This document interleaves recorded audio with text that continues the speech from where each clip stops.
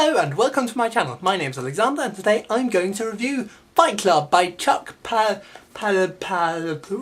It was published in 1996, it's about 200 pages long and it's probably of the genre who knows who cares. It's a bit violent, that's all you need to know. Now because this is supposed to be a book review, I'll make the unrealistic assumption that you do not know anything about Fight Club, but would like to know what it is about. It's very hard to say though what the book is about without revealing too much of the plot, but here goes. The main character, who remains unnamed throughout the entire book, meets a guy called Tyler Durden. Together they start this thing called Fight Club, where every Saturday some men gather in the basement of some pub, and then, for fun, proceed to beat the living crap out of each other. To the dismay of the main character, Fight Club soon starts to spiral out of control when Tyler turns it into something much larger and much more scary. The story itself is brilliant. Granted, I knew the plot from the film, but in the end the credit goes to the author for that. It's an intriguing storyline that keeps pushing forward all the time and keeps you interested. On top of this, it also has one of the most famous plot twists of all time,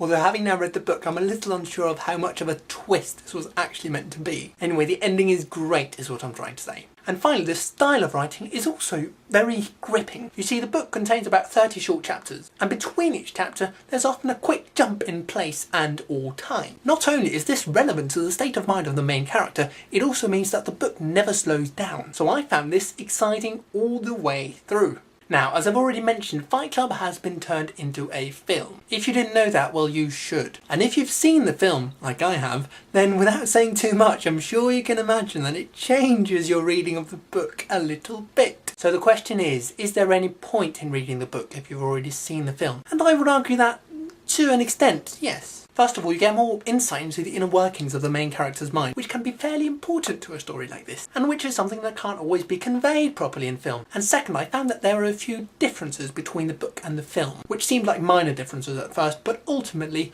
were what made the book about more than just the story of a certain number of people, and instead made it about something much larger, much more universal. I insist on keeping this video spoiler free, so I won't go into too many specifics, but I may upload some more videos later this month going into the details about the differences between the book and the film and stuff like that. For now, here are my final thoughts on the book. If you've seen the film, then read the book if you feel like it, although you may not get that much out of it if all you care about is the plot. If you haven't seen the film, then I'm afraid I'm going to have to give you some very unusual piece of advice, which is watch the film first. It's more well known and more people are going to care that you've seen the film, not that you've read the book. So go watch it now! Anyway, that is all for this time. Hope you enjoyed the review, and as always, this is The Missing N, signing out.